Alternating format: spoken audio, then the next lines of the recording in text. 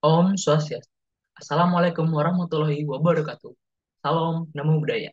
Di sini kami SGD B6 akan membawakan hasil diskusi kami mengenai pendekatan diagnosis, upaya preventif, dan tata laksana stunting pada balita. Adapun yang menjadi dasaran dari diskusi kami adalah anak-anak merupakan aset terbesar yang dimiliki oleh negara. Anak-anak yang terlahir pada suatu negara membawa harapan untuk menjadi generasi penerus pembawa perubahan. Banyak faktor yang menjadi pengaruh bagi tumbuh kembang anak, terutama perkembangan yang terjadi pada masa balita. Pada masa 5 tahun pertama kehidupan, merupakan masa yang sangat penting bagi tumbuh kembang anak dan tidak dapat terulang. Stunting masih menjadi permasalahan penting pada masa kesehatan anak yang belum teratasi sampai saat ini. Maka dari itu, diperlukan adanya pendekatan diagnosis, tata laksana, serta upaya preventif guna menurunkan angka prevalensi stunting. Lalu, adapun rumusan masalah yang akan kami bahas adalah bagaimana pendekatan diagnosis dan tata laksana permasalahan stunting pada balita dan bagaimana upaya pencegahan stunting pada balita. Selanjutnya, apa itu stunting? Next slide. Stunting adalah gangguan malnutrisi yang dapat berakibat fatal terhadap pertumbuhan dan perkembangan anak. Dan stunting ini sendiri bisa didiagnosis jika sang anak terpantau memiliki perbandingan tinggi badan per umur kurang dari 2 standar deviasi di bawah median standar pertumbuhan yang sudah ditetapkan oleh WHO. Nah, stunting ini sangat vital apabila terjadi selama masa balita yang didefinisikan oleh Kemenkes, yaitu usia 0 sampai 59 bulan. Sedangkan menurut WHO, stunting akan sangat berbahaya jika terjadi pada 1.000 hari pertama terhitung eh, terhitung dari terhitung dari terbentuknya zigot sampai kepada umur 2 tahun. Karena pada masa tersebut bayi akan mengalami pertumbuhan dan perkembangan yang sangat pesat yang apabila tidak disertai dengan pemenuhan nutrisi yang cukup, maka akan menyebabkan dampak irreversibel bagi masa depan si bayi. Di dunia, terdapat 148,1 juta atau sekitar 22,3% balita mengalami stunting. Di Indonesia sendiri, dari tahun 2007 sampai 2018, angka prevalensi stunting lebih tinggi dengan di dunia, yaitu berada di rata-rata 35,1%. Meskipun demikian, angka tersebut mengalami penurunan dari 36,8% di tahun 2007 menjadi 30,8% di tahun 2018. Namun, angka tersebut masih tinggi dan melebihi limit yang ditentukan oleh WHO UNICEF pada yaitu di 30%. Hampir semua provinsi di Indonesia mengalami kasus stunting yang tinggi dan sangat tinggi. Provinsi dengan kasus stunting tertinggi adalah Nusa Tenggara Timur dengan prevalensi 42,6%, sedangkan provinsi dengan prevalensi terendah adalah DKI Jakarta dengan 17,7%. Selanjutnya adalah etiologi stunting pada balita. Bisa next. Nah, etiologi stunting itu sendiri diklasifikasikan menjadi dua, yaitu faktor direct dan faktor indirect. Faktor direct itu sendiri terdiri dari yang pertama low birth weight. Birth weight itu sendiri memiliki faktor risiko yang banyak. Namun pada kajian yang kami temukan bahwa adanya pengaruh pada malnutrisi ibu prenatal dengan terjadinya low birth weight pada janinnya. Kemudian kekurangan ASI atau breastfeeding pada anak juga mempengaruhi terjadinya stunting karena pada masa awal postnatal tumbuhan sangat krusial dan asupan gizi dari ASI ibu itu sendiri krusial dalam pertumbuhan janinnya, pertumbuhan anaknya. Lalu selanjutnya faktor indirect akan dijelaskan oleh teman saya. Selanjutnya adalah faktor indirect. Faktor indirect sendiri yang pertama adalah parenting style atau gaya pengasuhan. Hal ini sangat berpengaruh karena akan mempengaruhi pola makan dari balita itu sendiri yang akan mengakibatkan kesalahan dalam penerimaan nutrisi oleh bayi. Kemudian yang kedua adalah pendidikan orang tua. Semakin tinggi pendidikan orang tua sendiri akan mengetahui kebutuhan nutrisi yang diperlukan oleh balita. Kemudian selanjutnya adalah tingkat ekonomi suatu keluarga. Hal ini sangat berpengaruh karena kebutuhan nutrisi sangat diperlukan terutama dengan kualitas yang sangat baik. Sedangkan kualitas yang baik sendiri harus diraih dengan cara menggunakan uang atau kebutuhan yang lebih banyak seperti itu. Kemudian yang terakhir adalah masyarakat adat. Masyarakat adat yang dimaksud di sini adalah daerah-daerah yang masih kuat kepercayaannya kepada leluhur. Karena pada masyarakat adat seperti ini, biasanya mitos-mitos terhadap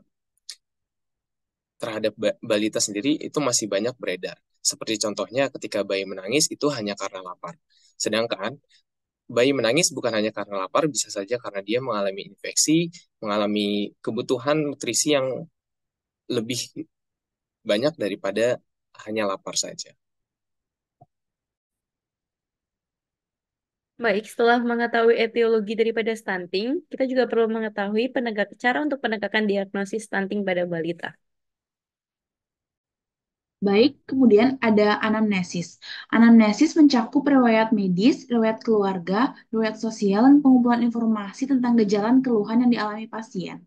Anamnesis dilakukan untuk membantu dokter atau tenaga medis dalam menegakkan diagnosis dan pengobatan yang efektif dan efisien pada pasien. Adapun beberapa hal yang harus ditanyakan saat melakukan anamnesis yang mencakup faktor ibu, faktor anak, dan faktor lingkungan. Faktor ibu yaitu riwayat prakonsepsi, kehamilan dan laktasi, riwayat pertumbuhan janin terhambat dan kelahiran prematur. Faktor anak berupa evaluasi praktik pemberian air susu ibu dan makanan pendamping, imunisasi, dan perkembangan serta riwayat penyakit infeksi berulang.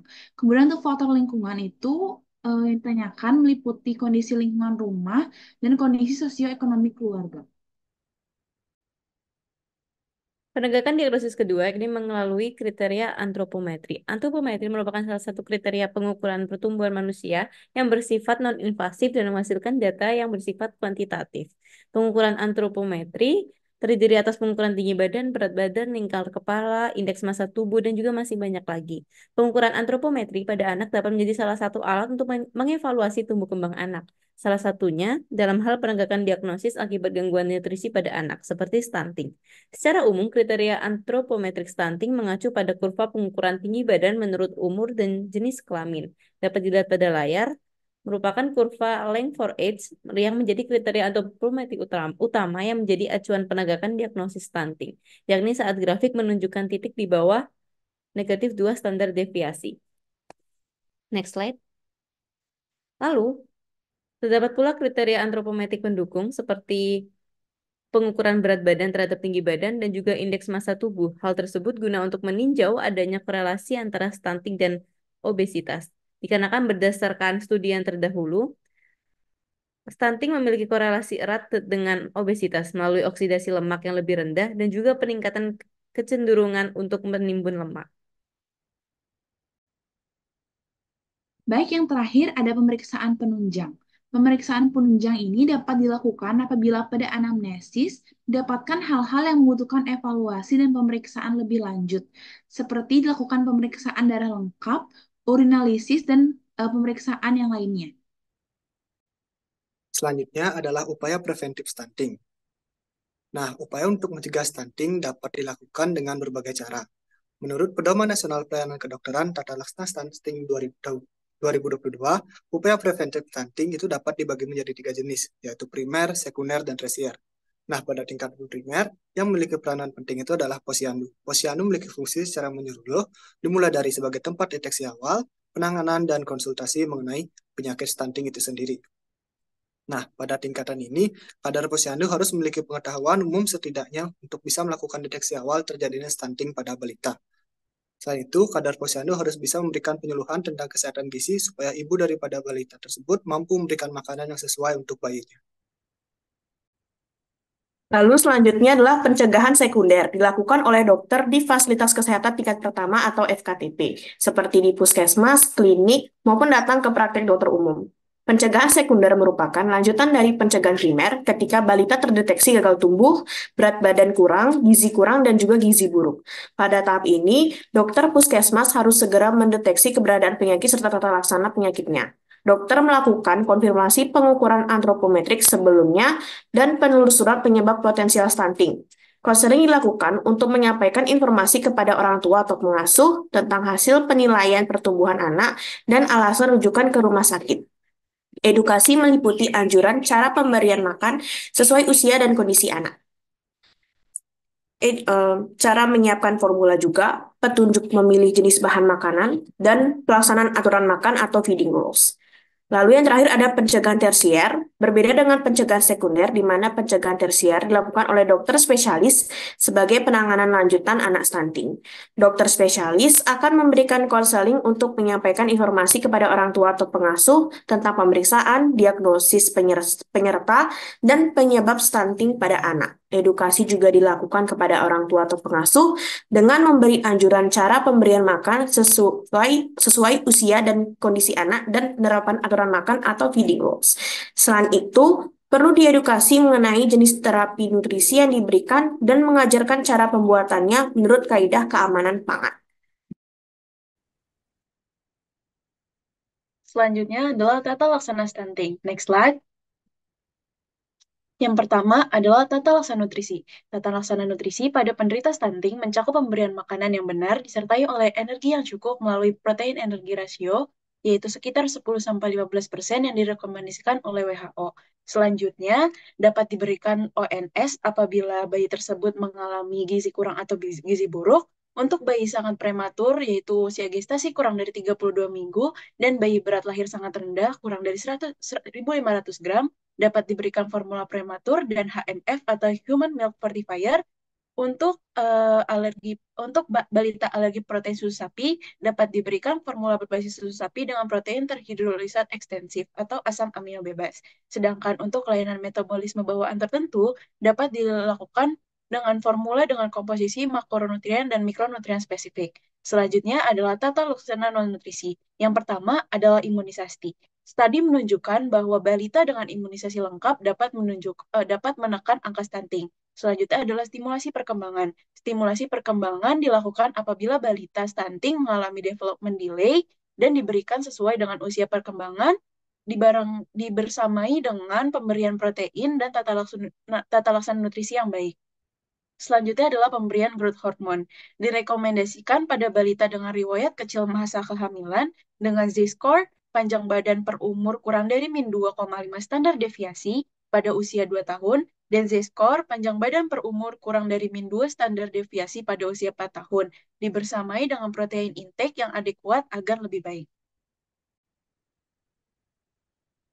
Baik, kesimpulan dari student project B6 kali ini adalah stunting merupakan masalah serius dalam pertumbuhan anak, terutama di Indonesia.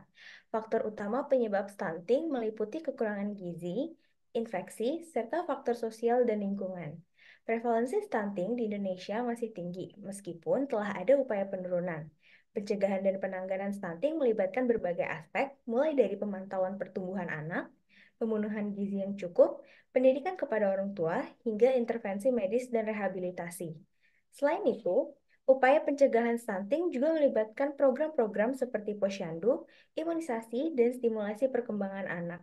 Kesadaran dan aksi bersama dari berbagai pihak diperlukan untuk mengatasi masalah stunting dan memastikan anak-anak tumbuh dan berkembang secara optimal. Sekian student project dari B6. Terima kasih.